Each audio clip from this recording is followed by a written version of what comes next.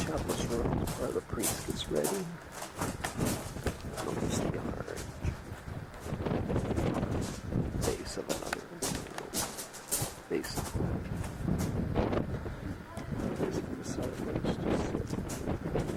Looks like the new orange has been imposed upon the earlier orange.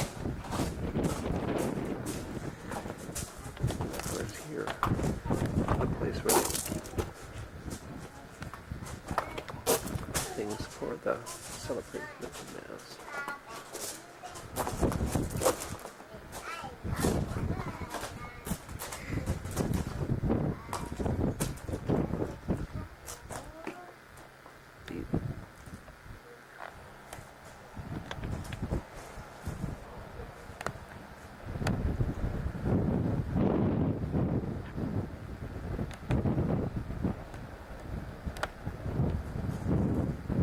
They needed round towers to save their lives, and even that frequently didn't work.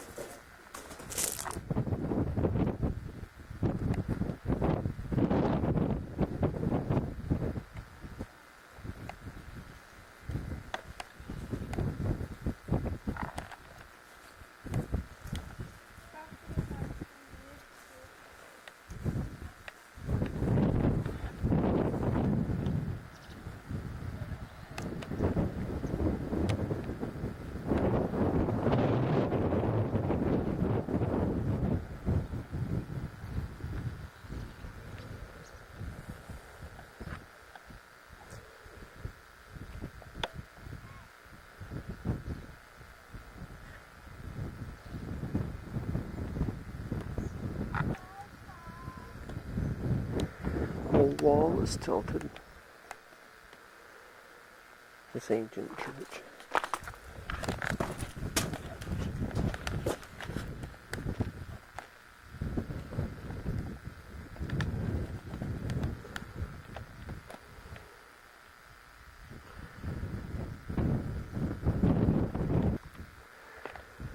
Inside this church building, noticed the row. Looks like a second floor was here, but only on this side of the room. You can see the same thing on that side. But here you have the high window. These high windows. Appears that there was a balcony, either for residence, storage, extra seating, or whatever, in this chapel or church.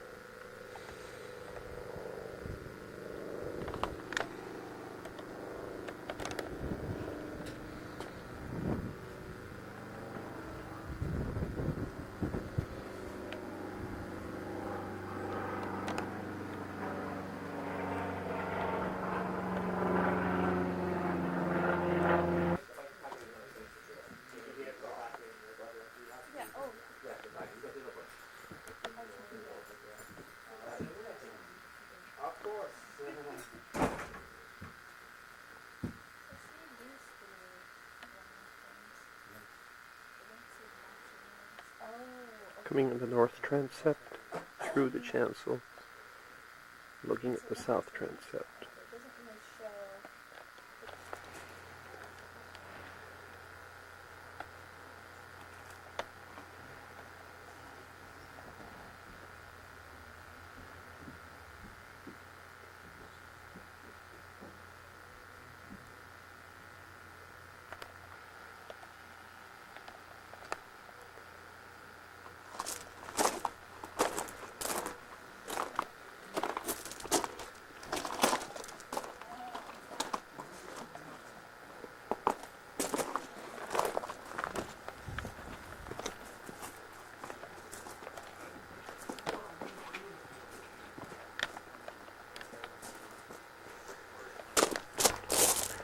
See this structure which is superimposed on top of the earlier one.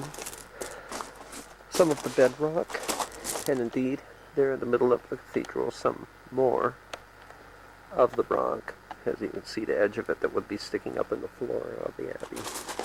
This big old pillar that's right in the middle. See how fancy the corbelling and carving on the pillar is? That's all the second version. This is the first version, these lower walls.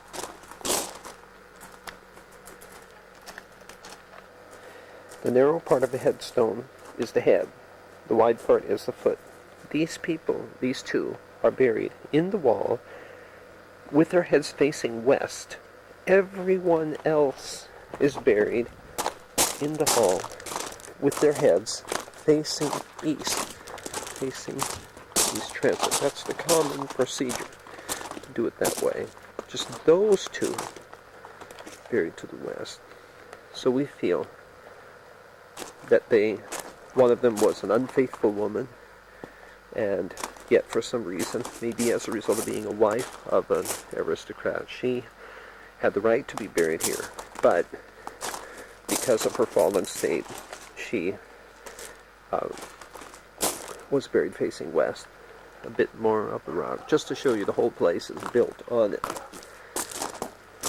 Here is a grave that was obviously opened. It's the head. This particular gentleman is easy to notice. In fact, this grave is with feet. Yes, the feet are facing the east, which is the normal way, or is the other case, the feet are facing the west. I don't know, maybe they felt that that's where the person was going to walk and go. Here's your high altar, place for the mass elements, and here is a fireplace or window.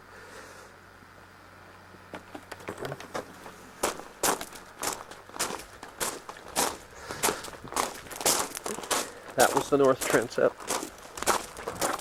South. Once again, pillar for the new. They had the three chapels and the pillars for the new building, the tower, that was later added in 1400s. You can see superimposed on the plan. Here's one. Here's the other. There's another. Part of the solid rock of the bedside. This is the chapter house.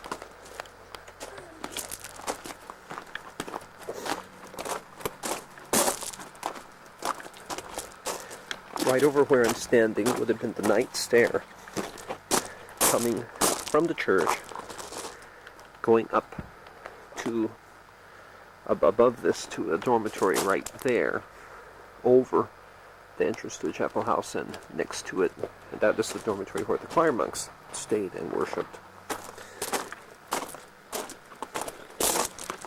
This is the cloister area, and the Cistercians were a silent order. They were to keep silent, do no unnecessary speaking. This is their cloister area.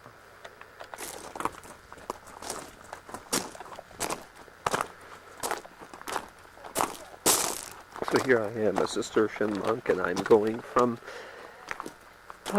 the cloister where I have chanted my rosaries and various other things, and I'm heading, this gate would not be here, but I'm heading to the chapter house where we will discuss this and that.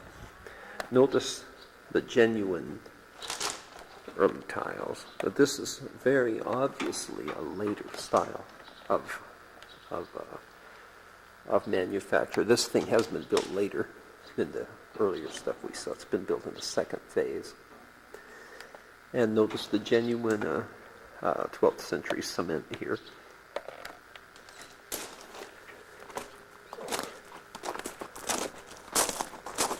These rooms next, on none of the plans are really certainly identified, but they may have been scriptoria, or they may have been novice training rooms, Bible school basically. This is the cloister in which people run. This is the washing area. Twice per day they would come here. Once again, notice corbelling around appearance.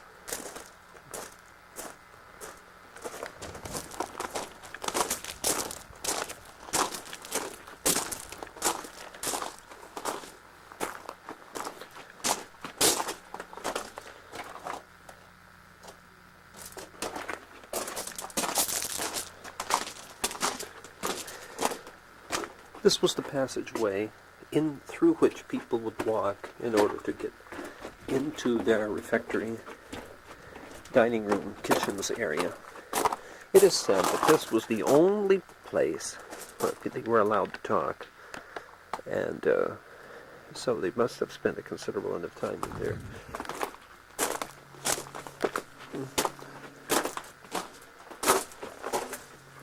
The other entrance to this section.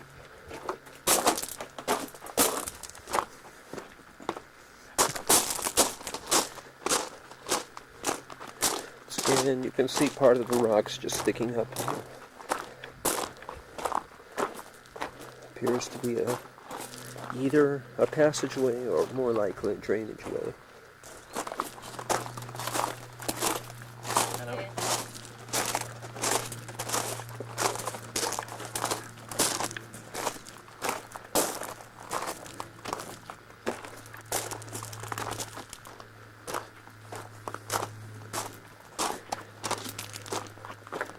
Once we look over the window, we see a genuine 17th century cow.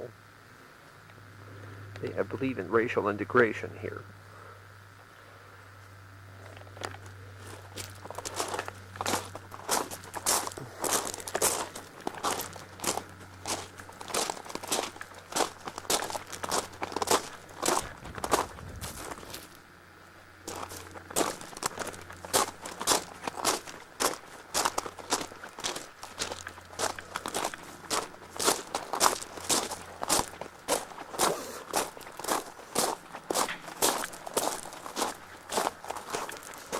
This is where the lay brothers would stay. You had storage rooms back there.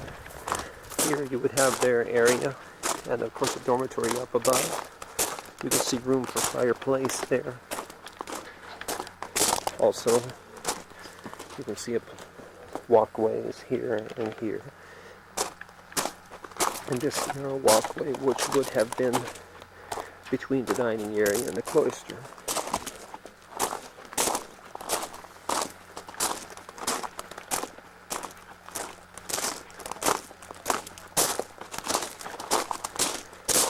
So if you're a lay brother, you come from your dormitories into the chapel this way, and you worship on this side down here.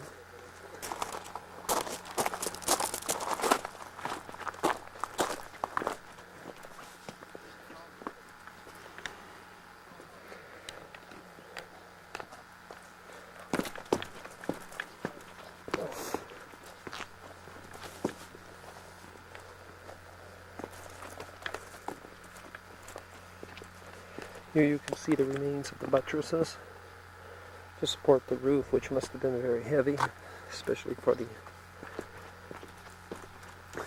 This is still part of the inner building. Those pillars are part of the tower structure.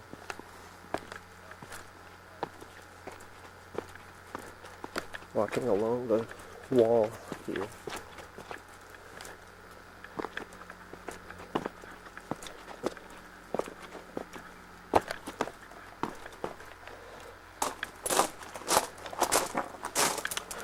Why would lay brothers be happy to be lay brothers? Why would they feel that they were not being discriminated against? Because the society they came from was already very rigid, very structured. And to move from that to being a lay brother was a big move up. This was the gateway. This is how the public would come to the Abbey. And for what existed there in Ireland at this time, this was massive and hugely impressive.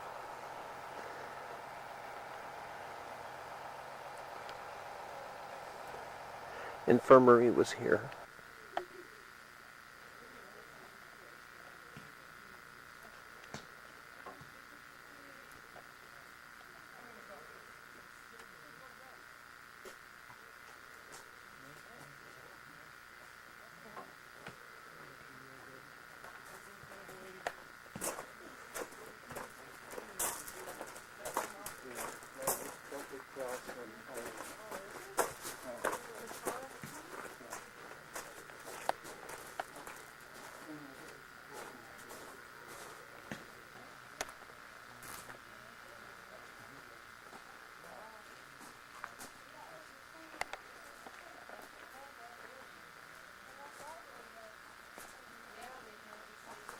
In your history, that's good.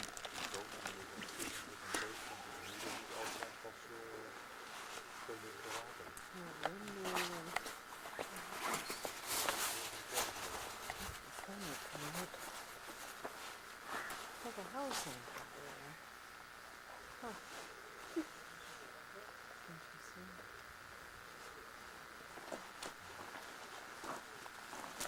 You've got notes.